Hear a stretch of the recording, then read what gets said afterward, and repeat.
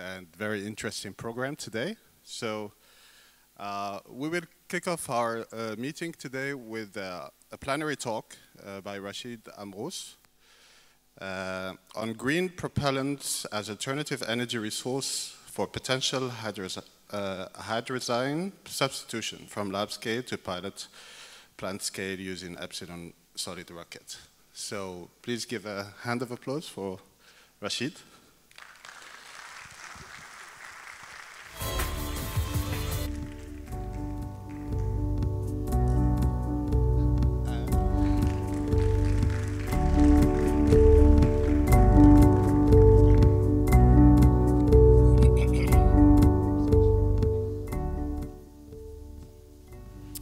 Thank you very much, Mr. Chairman, and hello everybody. Good morning, dear ladies and gentlemen. Today I'm coming from Al Jadida University, and I was as a research scientist for several years ago in Japan.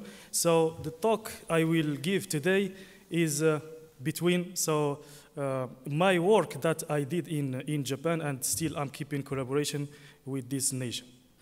So my topic is research about green propulsion, which is applied to be alternative energy resource for potential hydrazine substitution. So from lab scale to pilot plant scale up using Epsilon solid rocket, which is developed recently in Japan and launched for first time in 2013.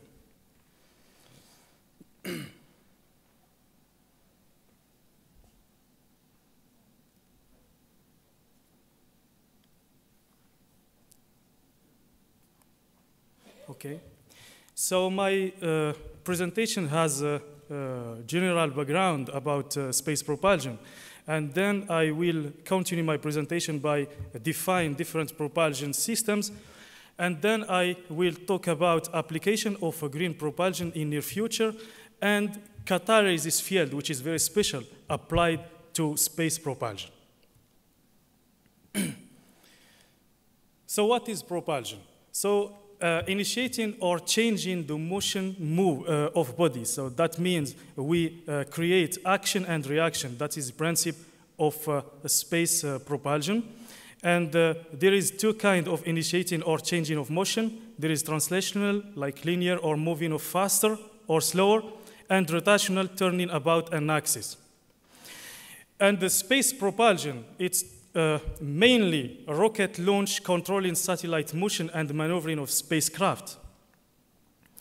And the third point is jet propulsion, which we use the momentum of ejected mass like propellant. Propellant is high energetic material to create reaction force, including motion.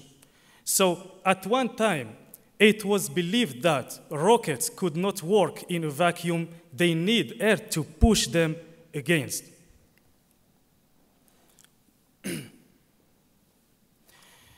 So about space propulsion application, you know, you have different, you can see today, different case of space vehicle. We have we can define missile for military applications, and also spacecraft rocket, which it's used to replace or to displace satellite into right orbits.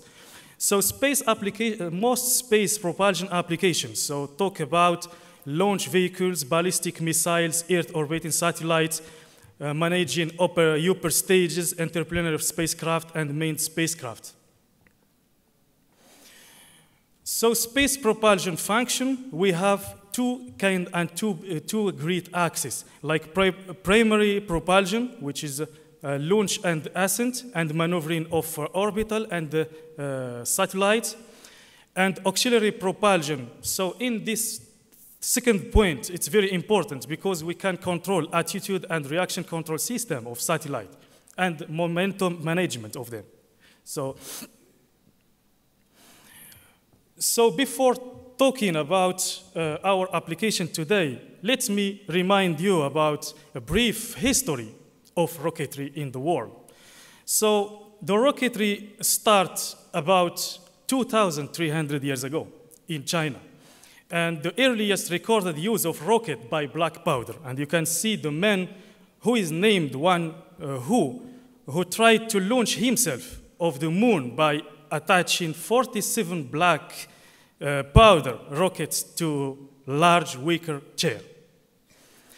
And after that, in 1900, so Russia come again also and start the development of solid and liquid propellant.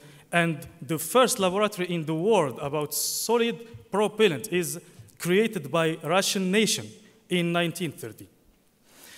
And then after 20 years later, the United States, so by creating of NASA in 1960, involved also in space propulsion rocketry. And then 20 years later also, Germany starts their investigation of space rocket science. So now I will talk about propulsion systems. So we can define 4 categories of space propulsion systems. We have stored gas, and even in every house in the world, we have like butane stored in bottle, which is a stored gas example of butane. And we can define also chemical propulsion, electric propulsion, and the most advanced propulsion now, which we use nuclear and laser. So my topic is related to chemical propulsion, which is defined also in 3 big axes: solid, liquid, and hybrid rockets. And for liquid, so we will focus about liquid propulsion because it's used for civil applications. And to launch rocket based on liquid propellant, it's most important because we can control the flow of liquid very easy than solid or than other case of space propulsion system. And for liquid propellants, so now in the world we can find two big cases, like monopropellant, so that means we use only one high energetic material, and the second one is bipropellant, so like two tanks separately. What I mean is, so here I can show you some chemical propulsion classification systems. So we have liquid propellant. It's used to launch for vehicle and small upper stage and control of satellite. Solid propellant is mainly for missile applications and used to be launched for vehicle and space shuttle. And hybrid rocket, which is mixed between solid propellant and gas, which used as, between brackets, is a catalyst to ignite solid propellant. So the Princip of monopropellant system. So we have one tank which is filled out by hydrazine, and nitrogen or helium is used as gas vector to pressurize the tank. And here we can control our flux of liquid hydrazine by some mass controller, and we inject them into thruster, and we can create propulsion into nozzle. So the most common monopropellant that's used today to launch and correct the trajectory of satellite is hydrazine. But however, this kind of liquid propellant is very toxic, and we will see how we will replace and or substitute this kind of toxic propellant. So, and in this slide, you can see different monopropellant systems that's developed recently in the world. And I can mention about 3 or 4 big companies that develop monopropellant thruster in the world now, like ECAPS, like NASA, European Space Agency, and also JAXA, Japanese Space Agency. And you can see, for example, in first link here, you can see the 1, that means 1 Newton. So you can see from the first link to last link, the nozzle diameter is bigger. So that means that we increase the thrust system. So from 1 to 445, and 445 Newton is used as nozzle for rocket. But for 1 Newton is used, 1 Newton is used for managing reaction control system of satellite.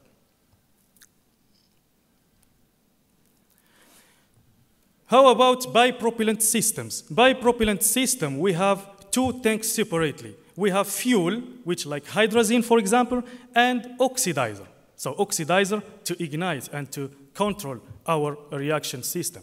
So fuel and oxidizer are fed to the engine through an injector, which is placed here. So injector, and we inject the mix. Of course, we control the flux of each component to inject them in the right reactor or combustion chamber. And also I can cite here a cryogenic propellant, which is used today to launch liquid propulsion system. So cryogenic propellant include LOX. LOX is liquid oxygen at very low temperature. And of course, this mixture is very dangerous because the storage, it's very difficult to do it. And also we can talk about storable propellants, include kerosene, for example, that we use for airplane, and hydrazine, nitrogen, tetroxide, etc. So every day now, development of liquid propellant is still achieved. So about application of a green propellant.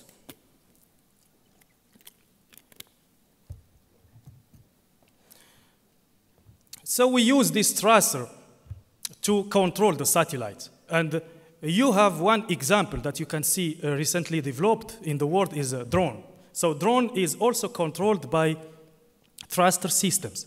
So what is the thruster system? So we have a combustion chamber inside, here, combustion chamber inside, and there is some catalyst, for example, is input inside this combustion chamber, and then we inject our liquid into the catalyst bed to create thrust. And you can see here another example for another satellite for other applications. So, so what happened after launching? So this is picture of solid propellant rocket that developed in Japan in 2013, which is called Epsilon. And Epsilon has very long history because it's replaced another propellant, which is another spacecraft which is failed, does not reach their goal. And now this Epsilon is recorded to be one of the best rocket in the world because it's very cheap price or cost of mission. And it has 3 stages. First stage, so after launching of this rocket, so of course, first stage come back to Earth. Second stage, so permit to launch the 3rd stage. And after separation of 3rd stage, we maintain our orbit, our satellite in the right orbit. And of course, for the 3rd missions from 2013 to now, we focus about stationary orbit because it's more simple. So, how to control satellite? So, of course, as you know, satellite has some 2 systems, energetic system to control them. So we have solar energy and chemical energy. And I'm focusing today about chemical energy to place satellite in the right orbit and to correct their position, of course. How to supply power and how to keep communication with this satellite. So after launching, the rocket of the correction of trajectory, position, and attitude of satellite is necessary. So how to do that? We use small thrust of onboard engines. And how to create engines and the thrust? Of course, we decompose energetic materials. And here I chose liquid as my field. So we decompose liquid propellant into a catalyst bed to create thrust. And of course, for liquid, there is 2 kinds. We have storable and we have cryogenic. Cryogenic is declined because it's very difficult to, as I say, difficult to storage. So we focus about storable liquid propellant.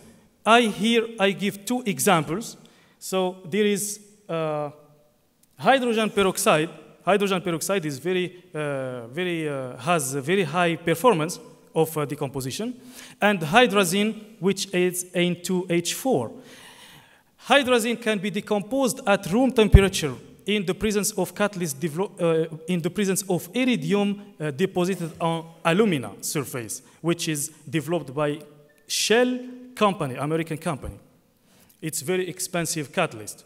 And this thruster, the mixture between hydrazine and catalyst, has very good manufacturing process and high energetic performance. But as I say in the beginning of this presentation, hydrazine has the most drawbacks, is very toxic. So this is the Princip of injection. So we have our hydrazine in the tank, and then we inject, so we control the flux by a valve and the mass controller into catalyst bed, and we create thrust here. And this is about 20 Newton as thrust for this satellite. And so hydrazine has very high specific impulse. Specific impulse is one parameter to compare the performance of different liquid propellant.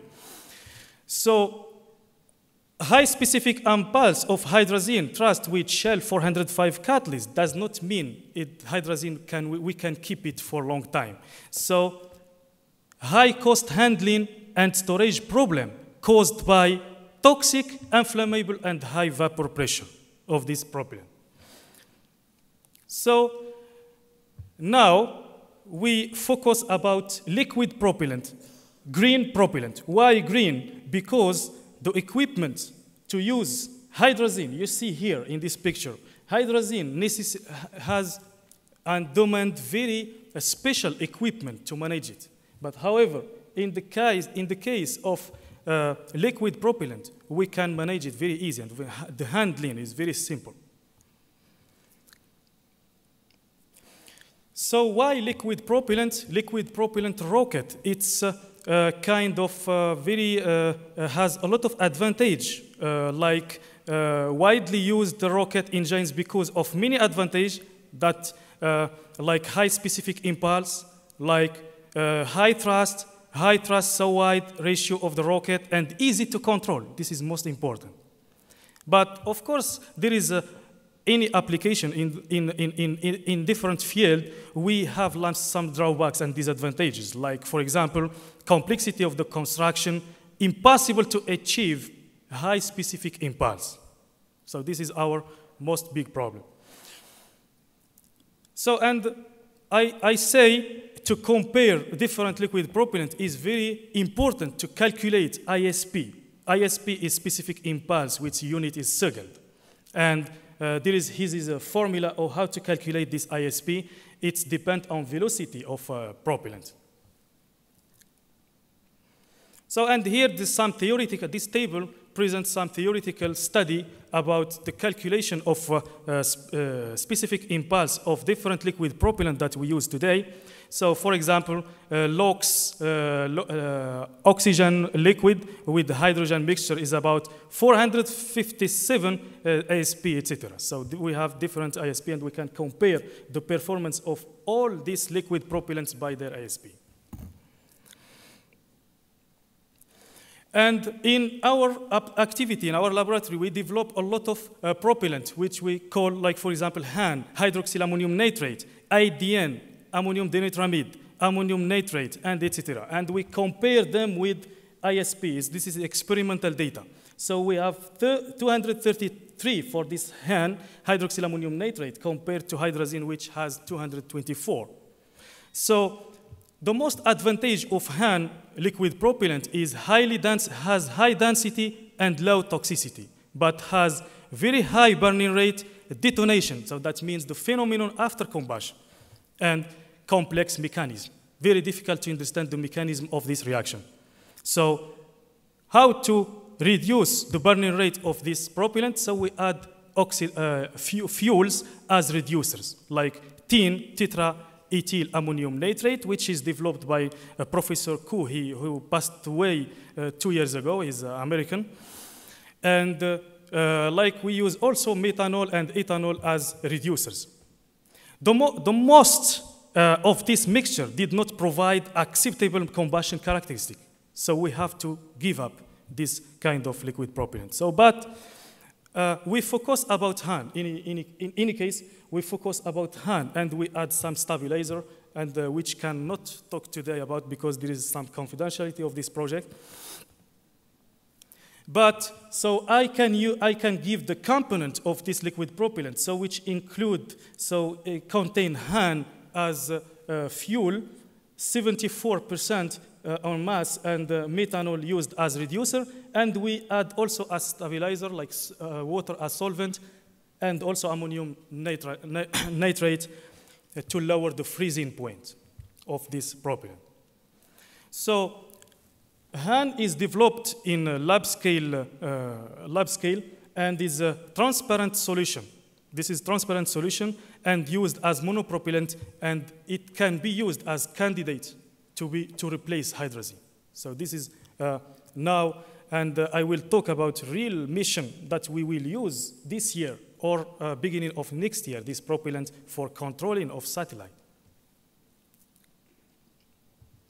So high toxicity, high oxidizability, low toxicity, high delinquents, high density, low freezing point. All of this characteristic is very important for us to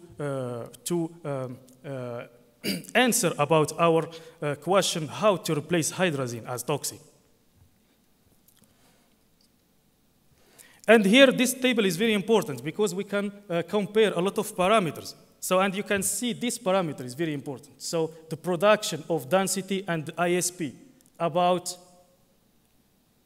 70% higher than hydrazine, which is the most K of our application. And of course, we evaluate our liquid propellant by a lot of devices, and we can, we can measure the burning rate of this combustion by this device. I will not talk about all details because it's a little bit complicated. So we fill out our liquid here in this glass, and then we ignite by electric power, and we measure burning rate by surface, and the reaction is followed by high-speed camera. It's about 2,000 frames per second. Okay, and here, so I tried to study three solutions. So one of them is we call control, which is content now 0% of methanol, and to see the impact, what is the impact of adding alcohol or methanol as reducer.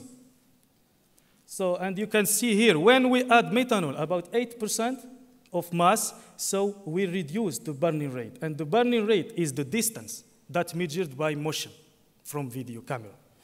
And it's in function of pressure, okay? So, and after that, we analyzed another solution, which we used 21% of methanol, and this gives us very good combustion behavior. So it's acceptable for our combustion thruster. So hydrodynamic instability triggers the jump. So you can see here the jump between low pressure and high pressure, which is represents some difficulties of our reaction. So how to control, how to keep very smooth increasing of our burning rate in function of pressure. So combustion mechanism has not clarified, and we will eliminate at first time ammonium nitrate and methanol as additives to see the real combustion of only Han solution with water. And here, so I can define this zone on the linear burning rates are classified to 3 big zones. And you can see when we use solution at high component and with very small amount of water, so we can have very smooth increasing of burning rate in function of pressure. So it's very acceptable for us. And here I just schematize this, give this a scheme to explain what happens. So here we have room temperature of liquid propellant, and after that, when we start to ignite, temperature start to increase.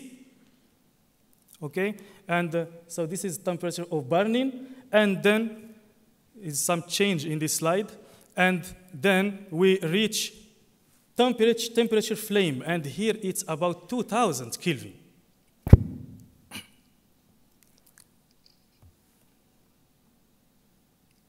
So, okay, so after definition of burning rate in function of pressure, so we accept Han 95% as propellant solution that can be used in real mission. And in January next year, first launch of satellites by this liquid propellant will be occurred.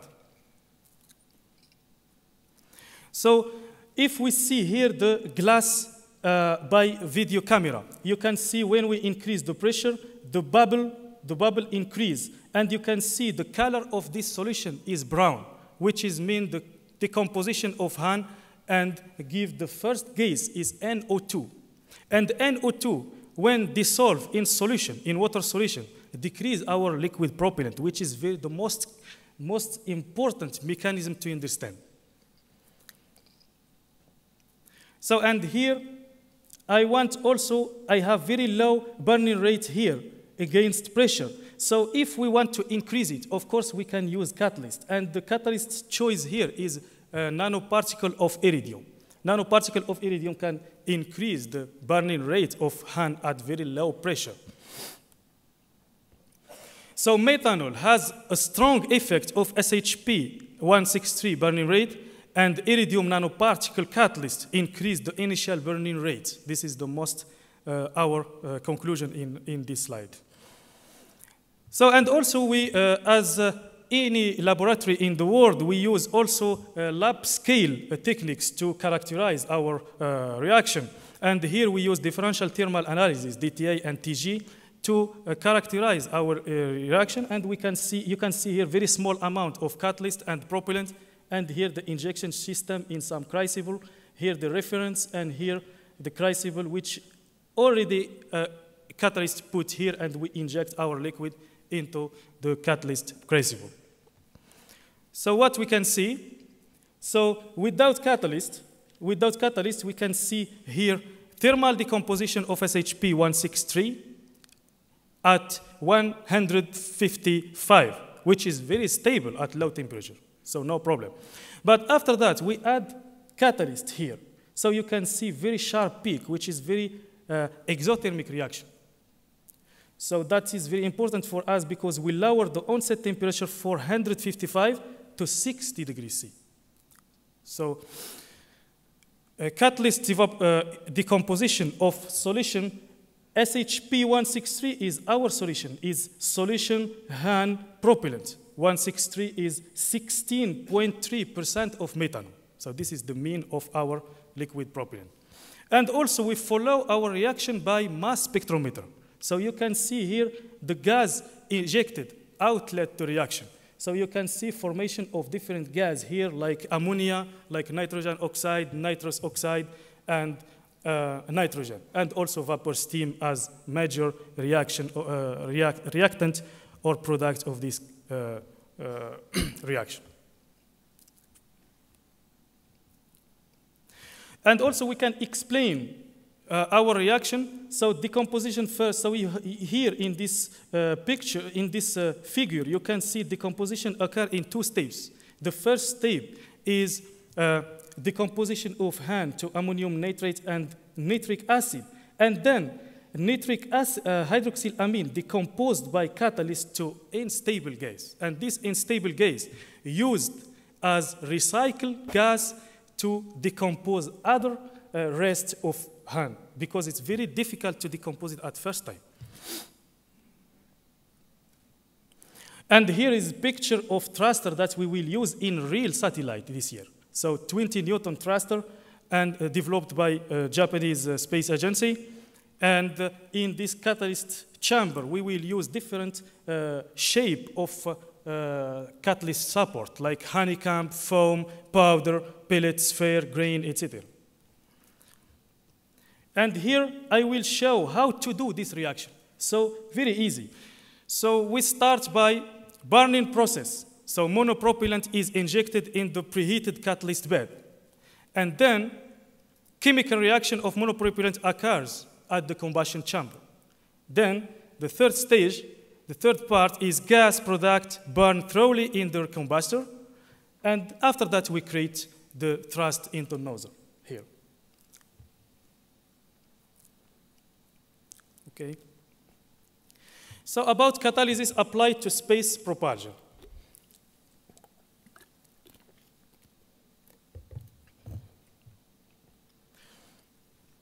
So today, a lot of catalysts developed in the world.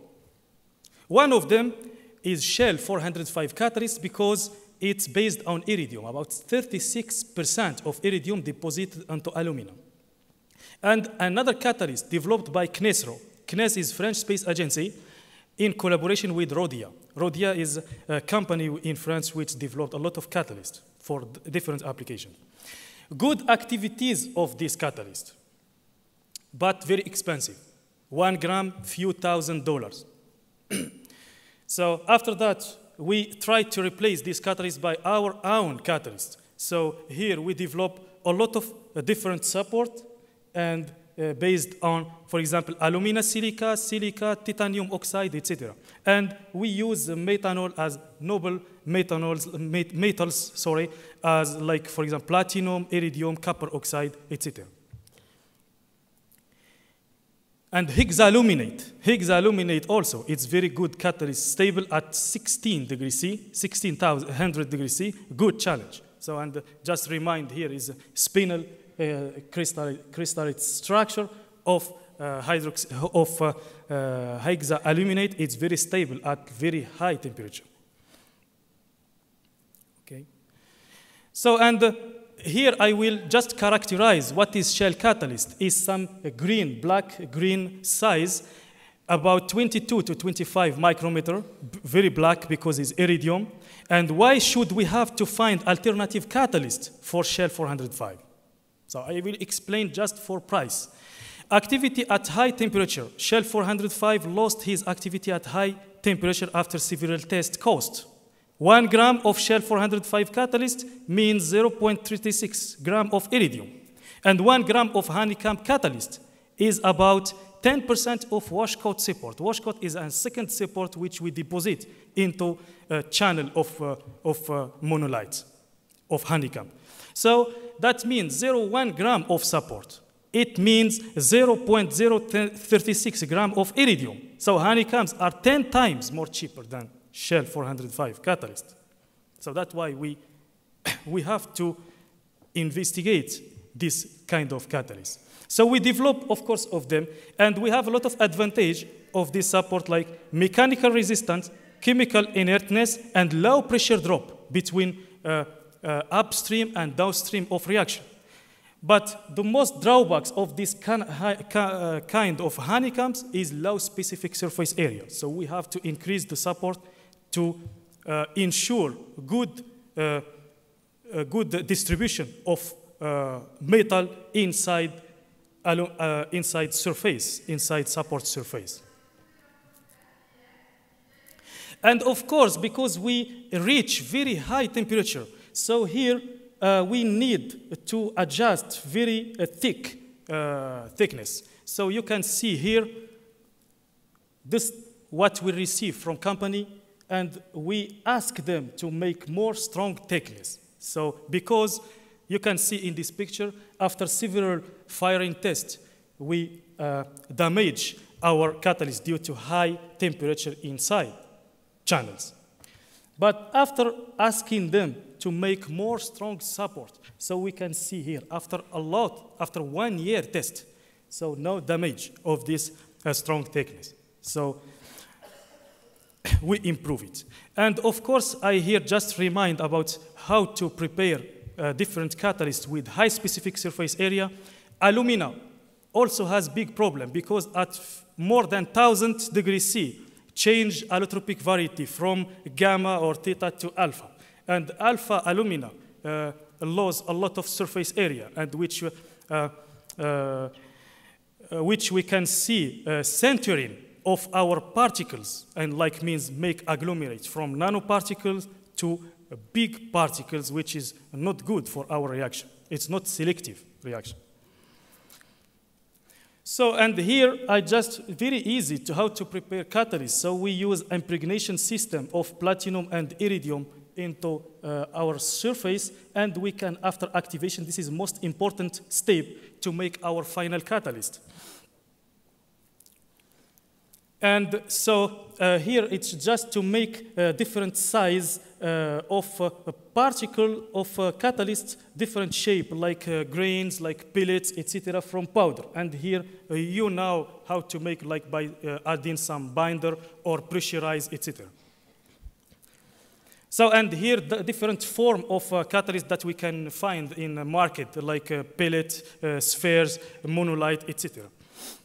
So, and here, how to prepare catalyst, not from powder this time, but from sphere or from pellet. So also same steps. And the activation steps here is calcination under oxygen flow and reduction under hydrogen flow to reduce the metal oxide that form in this support. So, and here I show just picture of how look support just after impregnation by, for example, platinum or iridium and different cal. Sorry. So I will skip some because it's very long, sorry. And I will just want to talk about last thing is characterize this catalyst by different techniques before and after. And you can see here, sorry, looking just by eyes before and after test, and you can see a lot of drawbacks and color change of this green size because of high temperature inside combustion chamber. So, and here it's just we mention about the cause of the activation of catalyst. So sorry, I will skip them, and I will just talk about a comparison of our thrust test. So our developed catalyst has very high response time against Shell 405 catalyst. So this is important, and this is the results that make this propellant can be applied in real mission. Okay, so other catalysts, so sorry, I will... Please go to conclusions. Yes, sorry, just one slide. So I will mention about our conclusion. So Epsilon rocket has been successfully launched in 2013, and UM6P can be used as candidate for near future real mission application. And reaction mechanism has been developed, analysis of catalyst surface has been performed, and we will use this device which is developed by Japanese Space Agency to control reaction at very high burning rate, at about 128 Kelvin per minute. And I am involved in this project of replace of hydrazine to green propellant, which is called innovative satellite technology and green energetic materials from 2017 to 2025, and first mission by green propellant in Japan start next year. And so we will have, we got some awards for this project. So like my president of JAXA got Order of the Rising Sun from Japan, Order of Merit of myself from Mohammed VI King in 2016 during Throne festivities, and also gold prize of best design of rocket, solid rocket, and grant from Japanese Society of Propulsion, Promotion of Science Agency to continue this project. And so, sorry, this is another slide, which is talk about valorization of Moroccan phosphate. If you have any question here, you can contact this professor, which is developed different porous material to be applied for different domain, different fields like pharmaceutical and medical materials, and also filtration materials because they have very high porosity.